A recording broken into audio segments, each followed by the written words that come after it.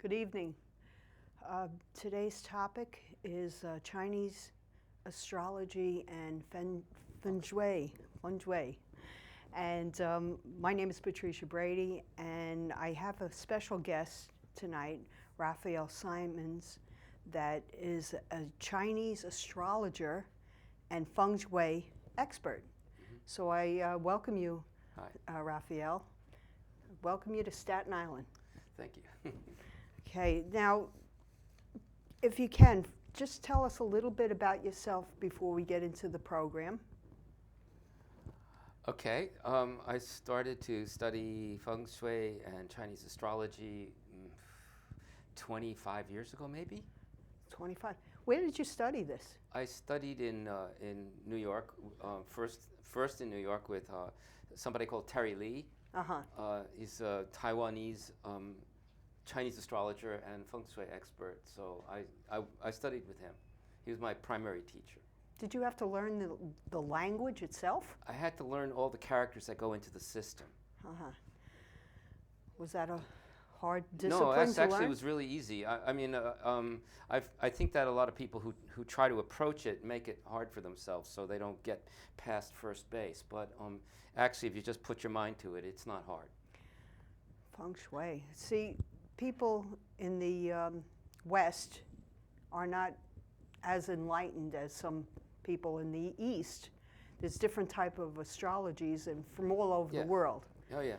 So, in the beginning here, what did you learn? What's the difference between Eastern and Western astrology?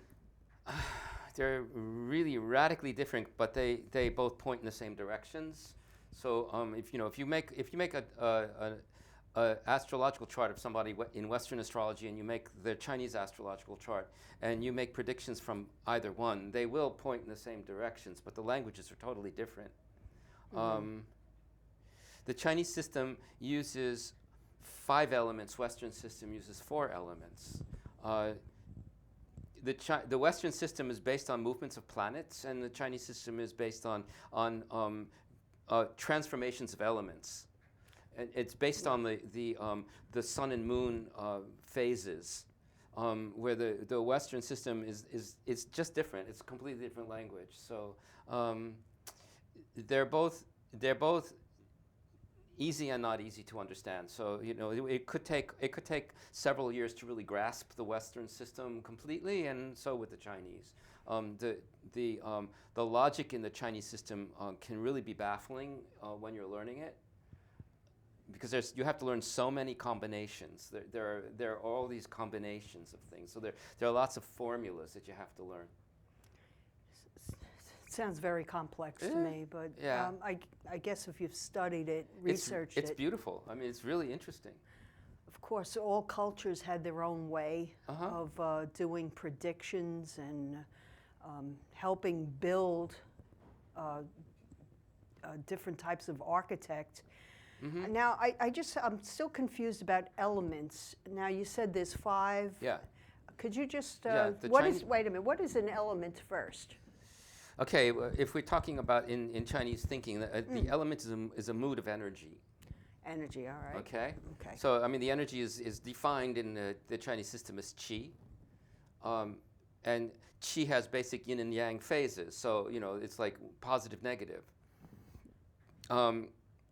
When it boils down into elements, then it comes down to like their moods. So there's water, there's wood, there's fire, there's earth, and there's metal. Okay. And the basic yin elements is metal and water. The yang elements are wood and fire, and earth is a balancer of them. But in the system, as it becomes more and more sophisticated, then you have yin and yang aspects of water, yin and yang aspects of wood, yin and yang aspects of fire, yin and yang aspects of earth, and yin and yang aspects of metal. So it starts to build out into a very elaborate system. How does the moon play? The moon, okay, in the Chinese astrology, the lunations, or the new moons, mark different element periods. Mm-hmm. Like, for example, we're doing this show in the month of Water Monkey. The next new moon is going to be Metal Rooster month, and so on. So let's say, okay, we're talking about monkey. There are 5 kinds of monkey. There's like water, there's wood, there's fire, there's earth, and there's metal monkey. So there are basically 60 signs in the system. In the Western system, we have 12. There are 12 signs. Yes. In the Chinese system, actually, there's 60 signs. So when one studies all of these aspects, you start making predictions? You can. Is that why people come to an expert? Yeah, they want to know what's happening. They want to know when something is going to happen. What are the conditions? When are the conditions going to change? How are they going to change? How can I make them change? Okay. This is where Chinese astrology and Feng Shui interact, because basically according to the traditional way, the Feng Shui is the spatial application of the Chinese astrology. So if you read their chart and you see that, oh, this is happening and that's happening and these elements are too strong or too weak and all of that, you can look in their space and say, okay, we're going to emphasize this direction of the space because this direction is that element. For example, let's say the person needs fire. Okay, so in Feng Shui, that really boils down to the direction of south and the color red. So you can work out in the space what the chart needs, and this is very traditional, so that you can support a person's health and well-being by adjusting their space to compensate for the imbalances in their chart. How long has this been going on, the practice itself? Of Feng Shui? Of Feng Shui, Chinese astrology? It's old. I mean, it's so old, I don't know where it started. It could be at least 5,000 years. And it's been evolving, you understand? Yes. 5,000 years ago, it wasn't as sophisticated as it has become. But I think by the time you arrived at the Tang Dynasty, which is about 600-700 AD, it got very sophisticated. But there are points, like there are some very major compass methods that come from Han Dynasty, which is 200 BC. Then it seems to have reached a very high level of sophistication in Tang Dynasty, that's like 600 AD. And then also Song Dynasty in the 1200 AD, it reached an even more sophisticated level. Okay, if it's that old and you're talking about certain points with a compass, how did they do that before? We have a compass, we take it for granted, but how did they do this? They had a compass. I mean, as soon as they discovered magnetism, they made a compass. And it goes back that far? Oh, yeah. I didn't know. Oh, yeah. The earliest Chinese astronomical observatories were constructed in the Shang Dynasty, which is over 3,000 years ago. So they would, these were great big bronze structures that they could stand inside of with, they were geometrically arranged bronze structures. They were spherical, yeah. But they were made for measuring the heavens. And so they would be able to use them to settle the calendar. So the original observatories were basically there for deciding on planting, like when they would plant, with certain stars would appear in this area of the sphere. So it was originally coming out of agricultural society. So I would think that Feng Shui started in its present form at the time that humans went from hunting to planting. So figure out how long ago that was. I know that the elements of the basic figures in the Chinese astrology were already, at least legend has it, that they were already known by King Wen, who's the first king of China. So this was like over 5,000 years ago. It's incredible. It is. It's just a different way of looking at, being from the West, the Western world. I think, you know what, I really think that both our systems came from common roots, and that they both originated in this extremely old period. But they go different directions, but they're still saying the same things. But you talk about maybe kings getting their predictions done by astrologers, and there were gypsies roaming around. That's a whole other thing. That's totally different. That's a whole other thing. The gypsies originated in India and started traveling like. It couldn't have been more than maybe 1,200 years ago. But did they do that in China? Did who do what? Were the gypsies or no? No, the gypsies didn't go into China. I see. Well, so the gypsies basically picked up knowledge from everywhere that they went. Yeah. Okay. But the Chinese culture comes from something extremely ancient, and we don't really know. I mean, there's some kind of legend that the original figures in the I Ching, which is the first book, it's the oldest book, came from the West. But west of what? West of China. Where is that? So it doesn't mean it came from Europe. We don't know where it came from. Do they have any architectural or anthropological sites where it shows where the history is besides Well, there's a prehistoric period in China, and a lot of the elements of classical Chinese culture are found in the prehistoric period. But prehistoric means there's no age. I mean, before a certain period, there was never any chronology. They didn't write history books, and also at certain periods in the history of the empire, they burnt all the books. Oh, I see. Did they predict wars also, like when to go to war, when to pull back? Oh yeah. And the king would go, or the emperor, I should say, would go well, by them. there were different kings in China. They all had their wizards, and the wizards all knew the astrology, and they all knew the Feng Shui. And Feng Shui in the ancient period was also used for warfare. Yeah. So when any king got conquered, the first thing that happened was the wizard got killed. So because the wizard knew all the stuff. So. Yeah, they had it's something like today's. What's going on? Yeah. Actually, I'm told that the Chinese government still uses these. The techniques? They still know them. They still use them, but nobody's supposed to know about it. So you're in on a secret. Oh, okay. So what does Feng Shui say about the personality in itself? Okay, well, the Chinese astrology will tell you all about yourself. Oh, I see. Based on the year, month, day, and hour of your birth. Yeah. And the whole balance of the elements and what all the different signs mean and how they interact will give you a very good picture of who you are, what your talents are, the kind of energy you have. And then as you open it out, in progressing it, it'll show you how your fortunes evolve. So there's a picture of you.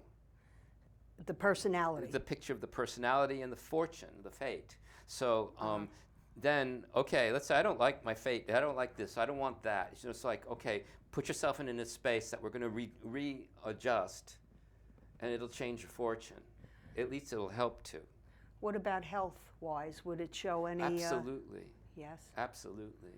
I mean, I had one student that was an acupuncturist. Yeah. And he was bringing me the birth data of all his clients, and he didn't want to tell me what he was treating them for. He wanted to find out if we could find out,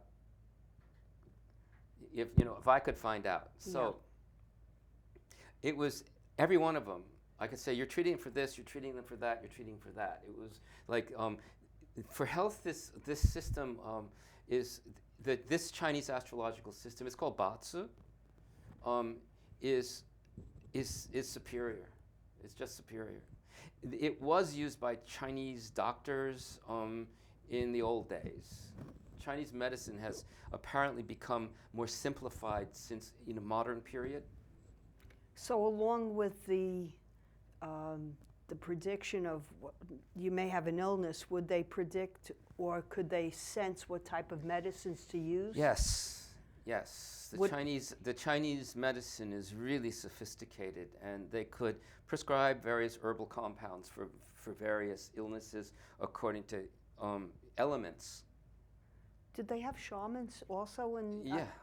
I don't know. Did they? Yeah, I mean, shaman is actually a Mongolian word. Mm-hmm. There was shaman traditions in Mongolia among the old Chinese, among the Koreans, the Japanese, the Tibetans. They all had shaman traditions. And the Chinese wizards evolved out of the older shamanism. So you have like Taoist wizards. They really, the lineage, the history of those goes way back into prehistory of shamanism. Did the wizards have magic? Yeah. For entertainment or for different?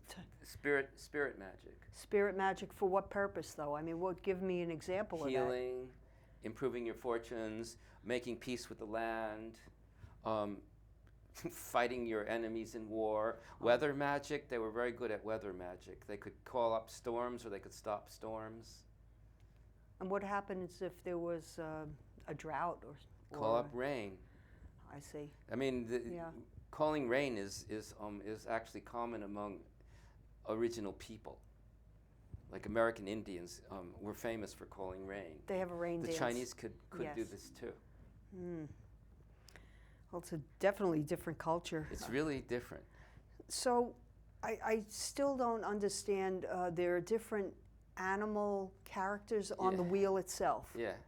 So if you can just explain briefly about the animals. The animals are masks of the zodiac signs. The zodiac signs are basically element compounds, but the animals are the first one is rat, the second is ox, third is tiger, fourth is rabbit, fifth is dragon, sixth is snake, seventh is horse, the eighth is the sheep, the ninth is monkey, the 10th is the rooster, and the 11th is dog, and the 12th is pig.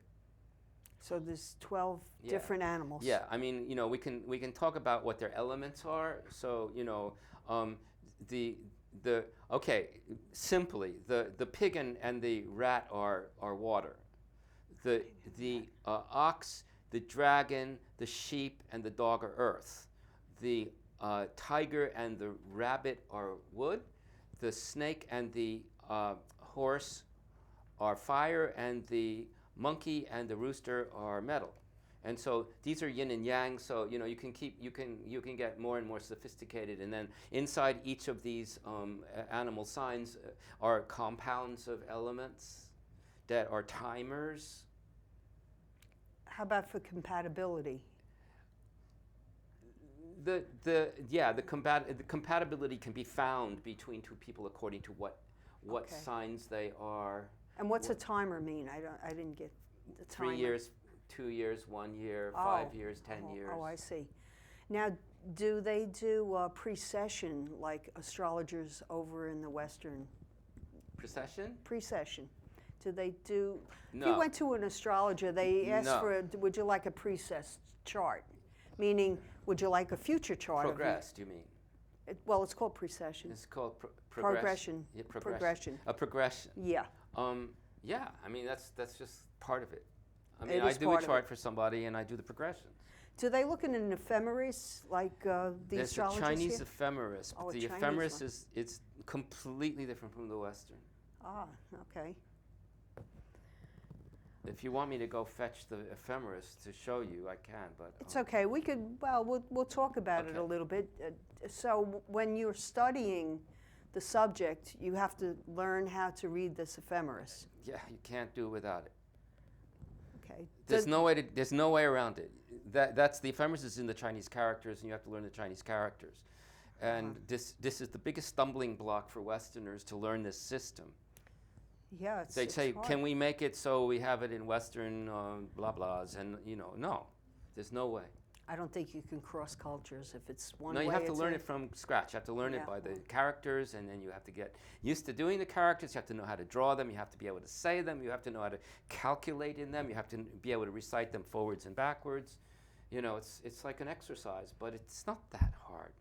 So if somebody came to you and asked for specific questions, would you write it out like an astrologer, a certain question? Sure. Sure. I mean, somebody comes with a particular question. So this is how you can answer them. You can do like from the date and time of their birth, you can find out exactly where they are, and you can find out how things are moving, and you can give them the timings about, yes, this is going to happen in this time, or this is the condition that you're in, and so on, and it will change at that time. And then there's also what's called a horary method of Chinese astrology, which uses the I Ching. The I Ching is an astrological book, actually. So you can cast an I Ching figure, and you can judge it against the day and the month that you're asking the question. And it'll give you your answer, like yes or no, or this you have to deal with, or that you have to deal with to get there. So it's a complete system. If you were born, say, on an eclipse, when an eclipse was happening, would that be a big influence on the chart? Not in this particular system, no. What's the driving force? The elements are connected to the animals? Well, forget the animals. They're just like they're just costumes. Oh.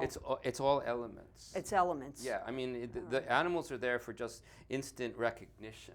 Oh, I see. But what's behind the name of the animal is a complex of element relationships. So you're dealing with elements in extremely elaborate forms. And when you do this now, because you've studied it so long, do you have to look in the books, or do you know it from well, no, you have to look at the reference ephemeris. books? Yeah. Oh, okay. No, you look at the ephemeris. I mean, ephemeris there are a lot of tables that you have to know. So you can refer to them because there's so much. But the result is a really clear reading that is really right to the point. I mean, I've done so many charts and have had so much experience with it already, and people have come back so many times and said, you told me that this was going to happen at this time, and it did. So with astrology, you can go to an astrologer and they can do a printout. Can you do a printout with the Chinese astrology? No. This is a problem with the system's called Batsu, and there are computer programs of Batsu, but unfortunately they're all wrong because they calculate it according only to solar periods, but the original system is lunar periods. It's based on a lunar calendar, not a solar calendar. And for some reason, they've made these programs all solar calendar, and they get really off the beam. And then the computers cannot analyze them. They cannot interpret them. So, no. Okay. No, you have to learn how to do it.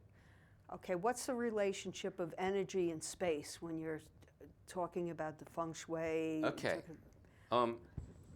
In the Taoist system, time and space are two sides of one coin. So if we talk about an element like water, for example, water points out time, like it's winter, it's the months of December, January, basically. It points north. It's the color black. It's the extreme yin. It's everything is quiescent. Okay, so you have here time and space and color. This is vibration. It's a quality of energy. So based on this, you can then interpret things according to timing. It depends on what day you're born on. Let's say you're born in the day of metal, okay? w- metal produces water. This is the sequence is metal produces water, water produces wood, wood produces fire, fire produces earth, earth produces metal. Metal produces water. So if you're talking about water for a metal-born person, it means what they produce, meaning their business, or if it's a woman, it could be her child. So everything is relative to the day of your birth. Let's say the person needs water, as the water is their vital element, because there is this thing called the vital element, which is the key to your health. So they need water. That would mean that you would align their bed to the north, and that that the color black would or deep blue would support their health. So if they're aligning their bed to the north, means that they're lying down with their head to the north, and this would help their health. Also, water element is cold, so a cold climate would be invigorating for the person, whereas a hot climate would weaken them. So these are keys. The elements are keys. So if somebody came to you, what do they do? Do they give you their birth date? Yeah. You look in the ephemeris. Well, I construct their chart. And then you start to construct. I do the chart, read the chart, and then if I do Feng Shui, we can arrange their home so that it agrees with them. So when you say aligning and pointing to the north, how do you know this? I mean, how do you know that it's the north? Are you use a using compass. it? You use the compass. Yes. Okay. There's a Chinese compass. It's called the Lopan. The Chinese compass has a dial in it that has all of the astrological information. Oh, I see. So the Lopan is basically a spatial astrological instrument that you can judge the directions of space. I mean, you get into really sophisticated systems with the compass. So, there are many compass systems. I'm sure the emperors had everything strategically spaced. They did. Now, what about the people who work the fields and Okay. the other class of people? What happened with them?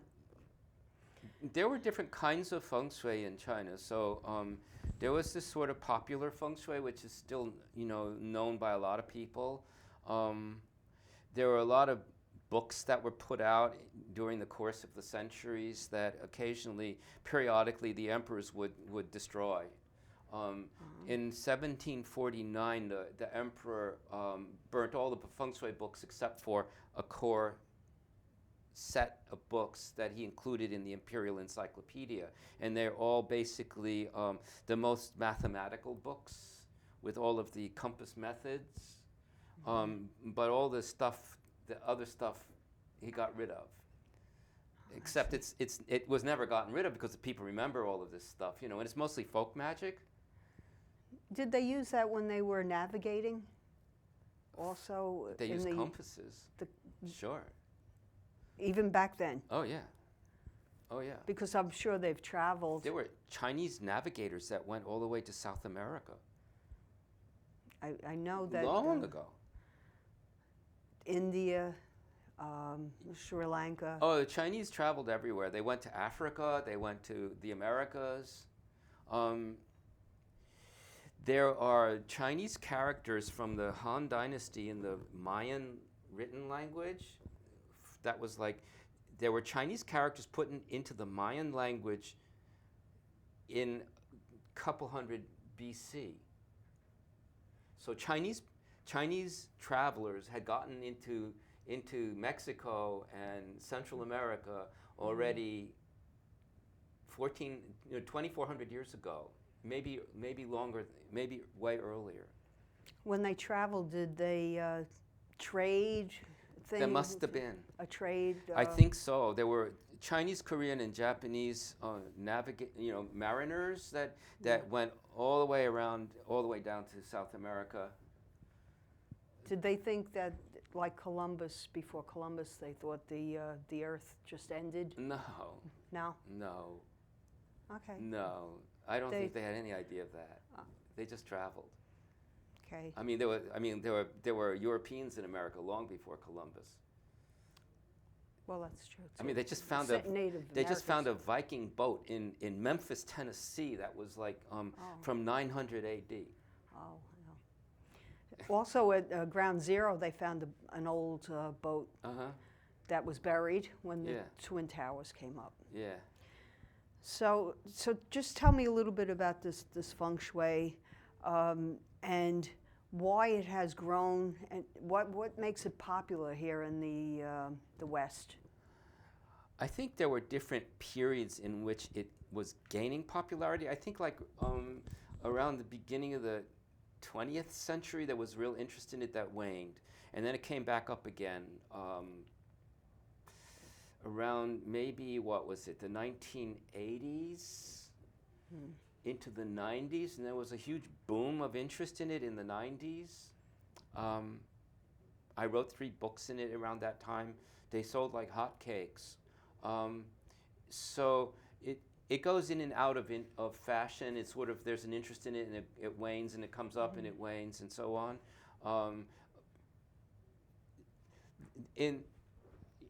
In the Chinese view of the Western interest in Feng Shui, the West has not yet learned the real thing, because there's a tremendous interest in something called black hat Feng Shui, which is not really the traditional way, which does not use the compass. It uses something called the Bagua, which is a really, it's like, this is a very small fragment of the Chinese system. And it's not universally used among the Chinese anyway. I've seen some work done by black hatters that's just like awful. For example, somebody, I went and saw her loft, had put mirrors up in 2 places, and I asked, why did you put mirrors in these places? She said, well, somebody came here and put them because it means money and marriage. And I said, well, these mirrors are put in areas called accidents and mishaps and ghosts. Oh, like, you don't want to put mirrors over there. She said, that's a funny thing you said that, because a couple months after I did this, my husband tripped on the sidewalk and he broke his head and died. Oh, boy. I said, that's really interesting. Yeah. Take the mirrors down. It was like very bad, very unlucky to have the mirrors there. And it's like, I think that if you're going to do Feng Shui and if you don't know the depth of it, don't do it. What about the use of colors? Definitely, colors are elements. And if you have imbalances in the space, you can introduce elements to correct the imbalances. So you can put certain colors in certain directions. There are clashes of elements. Let's say if your door is on wood, the earth directions are going to be in a clash with the wood direction. The wood being either southeast or east.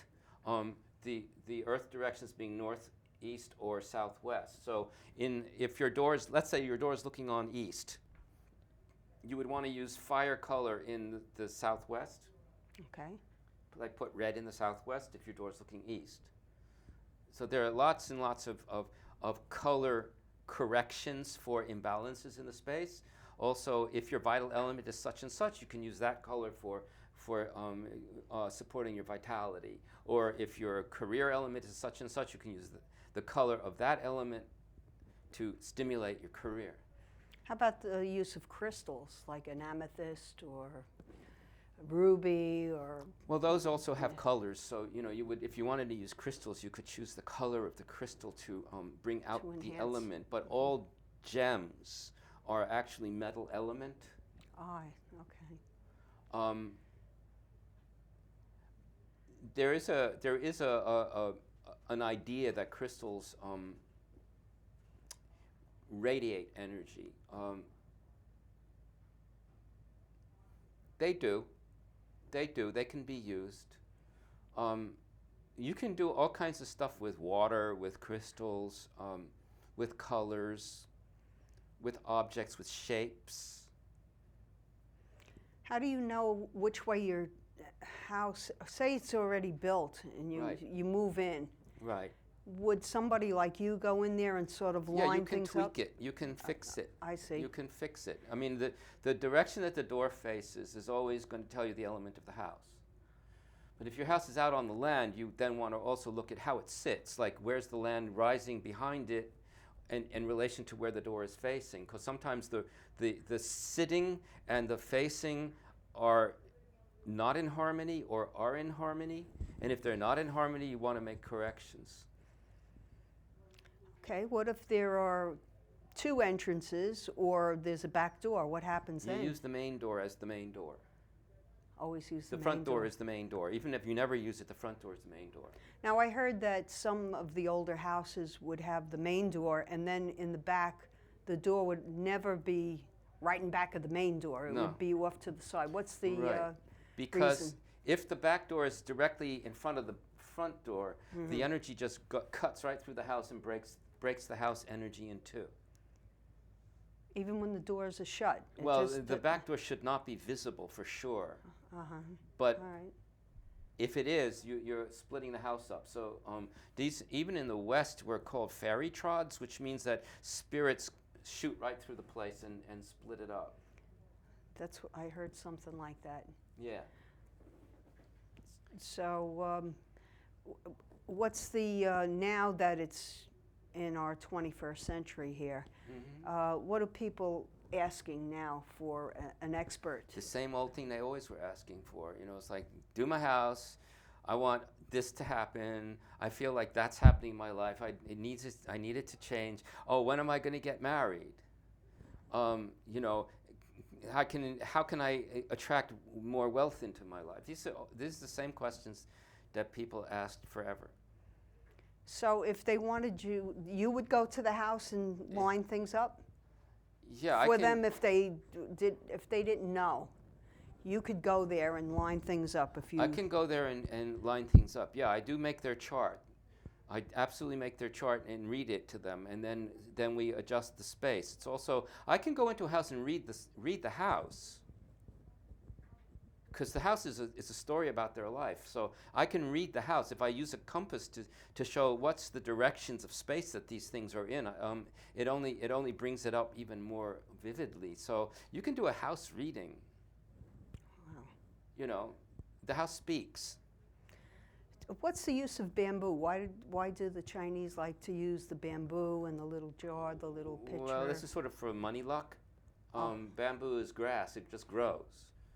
You know, it just grows all over the place. So, Okay. you know, you want your money to just grow. Use a lot of bamboo. You can use bamboo. You can also use jade plant. That's like what they call as a money plant. Is, you know, it's like this succulent plant with these Oh, I these know. round kind Yeah, of yes. cushiony leaves on it. It's like the jade plant. Yes, It's I a have lucky one of plant. those. Also orange, like miniature orange. A tree with the little Yeah, oranges miniature on it? orange tree. Why would the orange? It's gold. I didn't know that. See, I It's learned gold. something. Also, you know, little symbols like goldfish. Okay, but you know, I hear that, say, fish tanks. Right.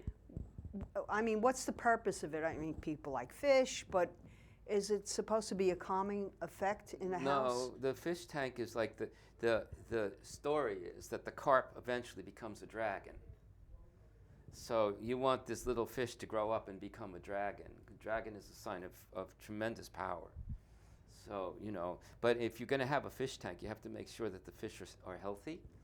Because if one dies, you better fix it. Mm. So in Sri Lanka, I was at one of the Buddhist temples, and they had the carp all over. Uh-huh. Do they think it's going to turn into a dragon, these fish? It's like a traditional idea that's, you know, the small thing will grow very great. I mean, if you have a tiny little lily pond with goldfish and you put them in a lake, they're going to get very big. They get huge. Carps get very big. I saw them; they were big, but they wouldn't turn into a really big dragon. Well, if you want to, yeah, I know, but you're not going to sit there watching. I mean, the imagination then kind of says, wow, it's just going to get to be like huge. Yeah, I could picture it.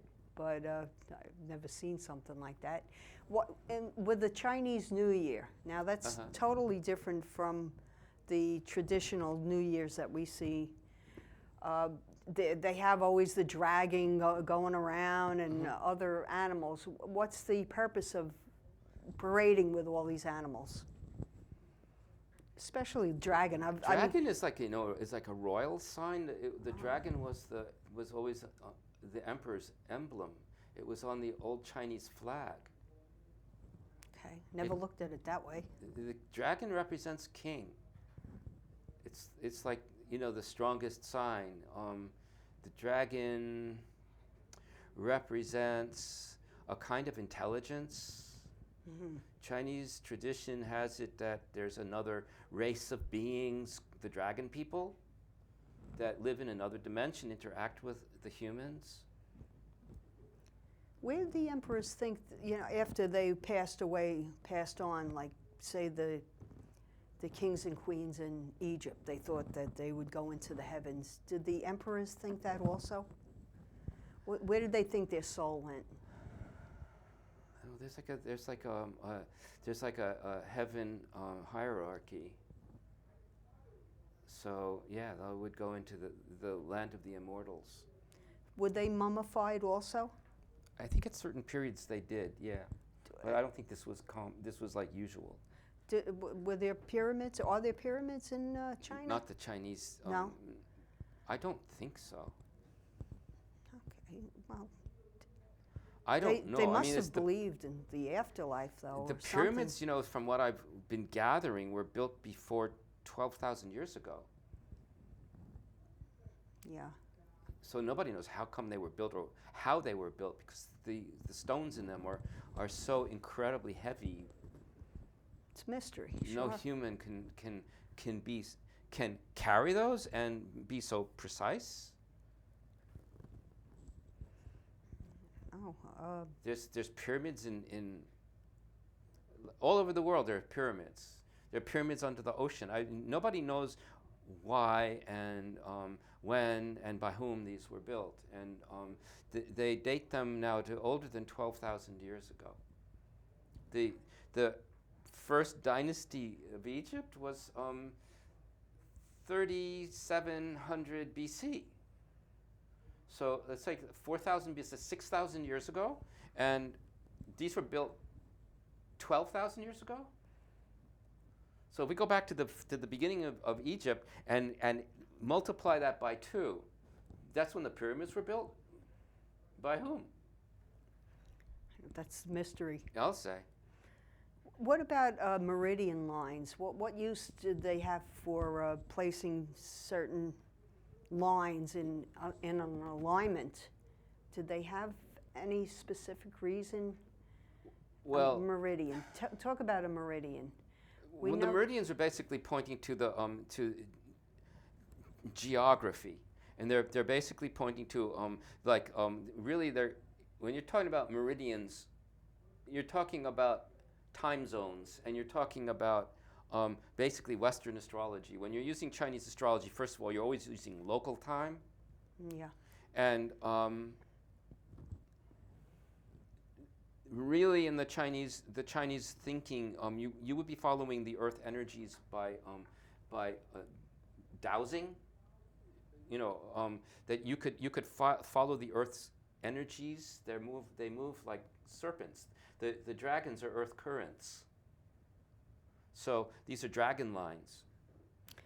In Mexico, they have some of the pyramids lined up to the solstice.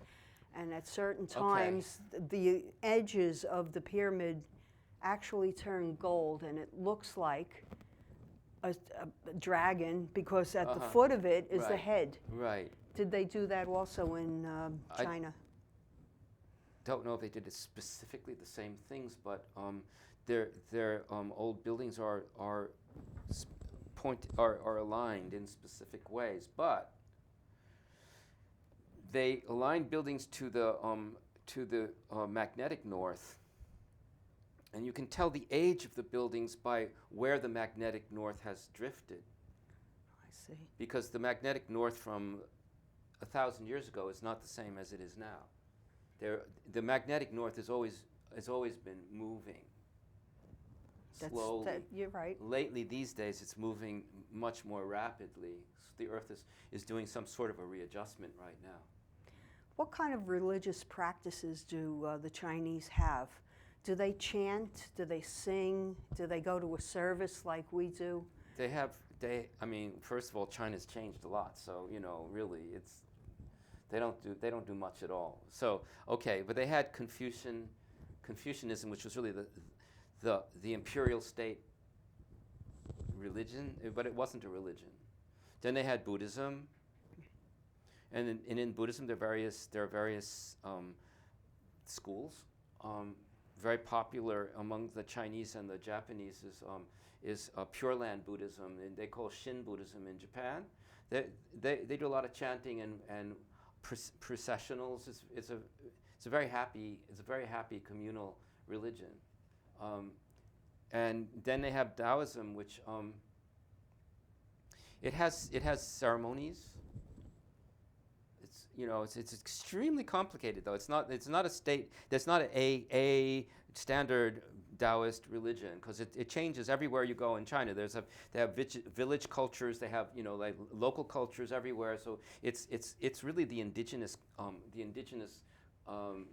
spiritual culture of China's Taoism, and it changes everywhere. Do they have holidays like they have holidays all the time?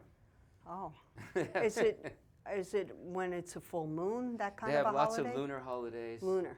Mm-hmm. Very special holidays. This day of this moon, that day of that moon. There's all kinds of festivals, and So everybody participates. Oh yeah. They have feasting days. I mean, Chinese culture has lots of holidays. Have you ever gone to China? No, I haven't been in China. Have you ever traveled to the East? Mm-mm. Someday. Maybe. It could be in the cards there. It could be. It could be. I see it. Prediction. So I'm sure you'd love to go. Certain parts of China I'd love to see, yeah. Would you understand the language? I was studying Mandarin. I would have to really take it up, It's a really beautiful language. Yeah. I guess everything is beautiful. Yeah. Every culture has their beauty. Oh, yeah. So where do we go from here? We've talked a little bit about the astrology, a little bit about Feng Shui. Mm-hmm. Tell us, what type of people now practice? Is it just the regular person that wants to enlighten themselves and help others? What's the mission statement of this? Of doing Feng Shui? Yes. Well, why does somebody go to somebody for a reading? It's very personal. If somebody comes to me for a reading, I'm not going to deal with a mission statement. I'm just going to deal with the person. And I'm going to try to help them to sort themselves out. I'm not teaching them anything about anything other than, it's a conversation with the person about themselves. So how are you? What's your business? What do you need? What's on your mind? Is there something that is troubling you? And so we try to look into it and analyze it and figure out how to make it move or how to understand it. If there are problems in relationships, then we can discuss those and see what that means, But it's really basically a conversation that adds information to it that would be not easily accessed unless we had these tools. But there's no mission outside of helping the person to come to some kind of an understanding that they need to find for themselves. Does numerology play any part in this? Not this, no.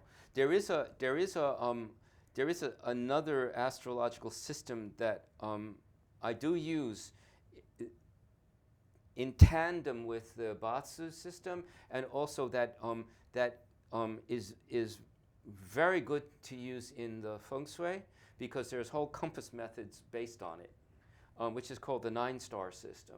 And it is a kind of a numerology, but it's regulated by the year and month numbers. I see. It's really different from any Western numerological system. So what you come up with in the Chinese, in the 9-star system, as compared to the Western numerology, is completely different. The 9-star system is very commonly used by the Japanese, but it is a Chinese system. If somebody wanted to get in touch with you, how would they do that? Do you have anything? Have a website? Website? Can you tell the audience about the website? The website is www.trs-fengshui.com. TRS. TRS. The letter T, letter R, letter S, dash, Feng Shui, FENGSHUI.com. Okay. Well, that's good because a lot of people I feel are interested.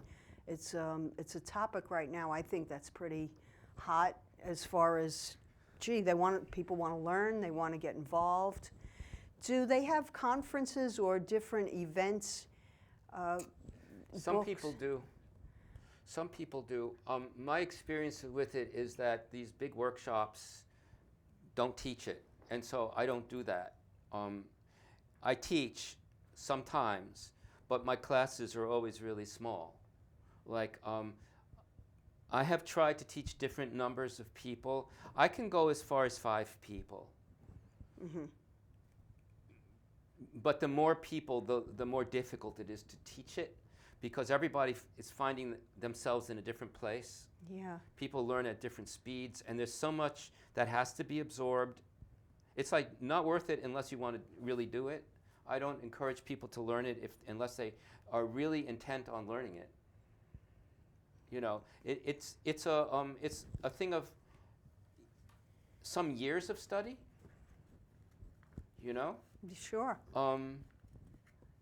It can't just be done. It has to be. It's a trip. You have to take one step at a time and be willing to spend all that much time learning it. It's extremely beautiful. It's a real art. You know.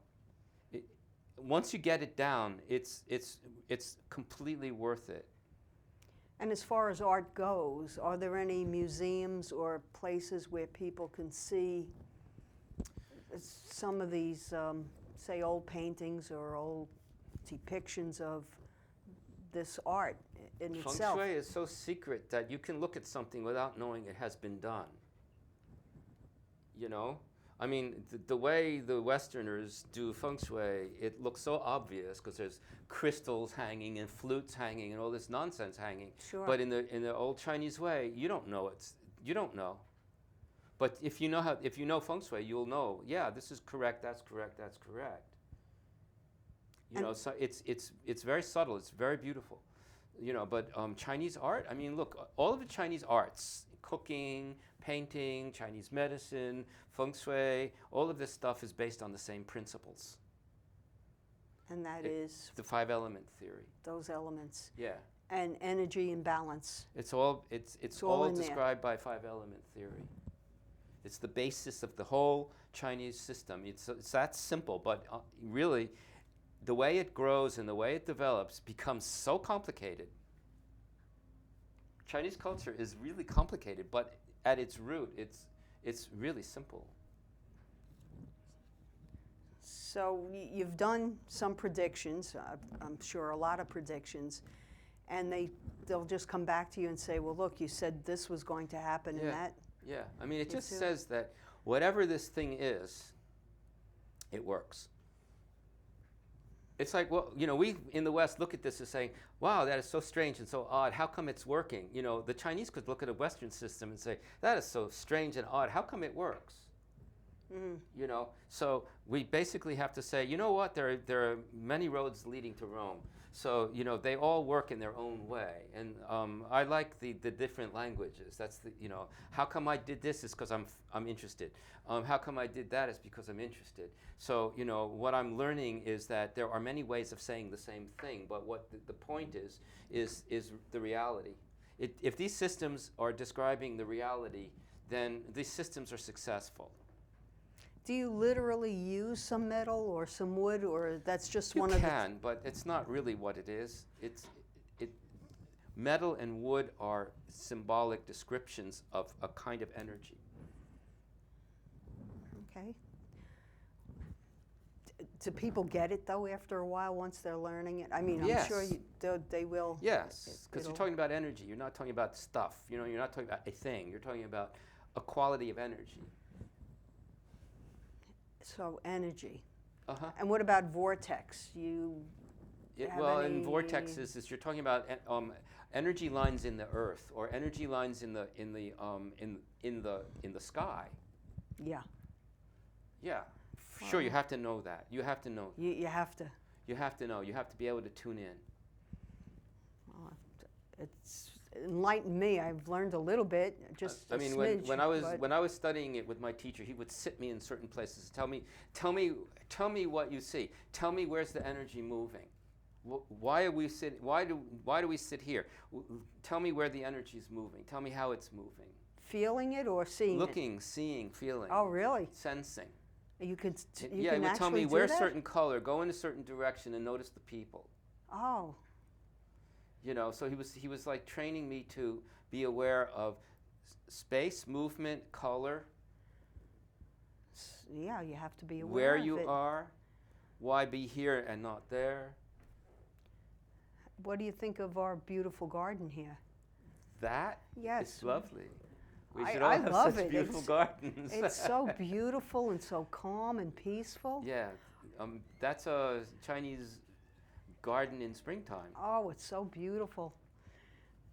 And Yeah. is that the way those gardens Yeah. would be? Yeah, there's still a bunch of them in China. I have books on them. They're unbelievable. Different types of trees, flora. Oh, it's an and, amazing garden art. I guess it just brings peace and happiness when Yeah. you're walking through. Well, in Chinese, it's also they like to live in the garden. You know, like they live in the garden. Well, you mean with They hang out. There's like Oh, yeah. pavements. They, you know, they have parties in the garden. They like to. It's like outdoor rooms. Wow, we can go on and on with I this. know. I had about 10 more questions I was going to ask you, Oh. but the time has gone by so fast. I don't know. The hour flies by when it's a nice topic, Yes. and I Well, we can do more. feel so relaxed right now. I'm glad. It's so peaceful, and I thank you for coming, Thank you for having me. Raphael Simons. And what's your website? www.trs-feng shui FENGSHUI.com. You said that fast, but hopefully it's a calm. FENGSHUI.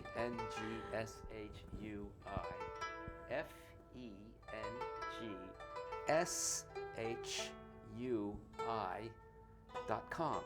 Okay, very good. TRS-fengshui.com. Okay, I thank you again, Thank you. and it's been very rewarding and enlightening. Thank you.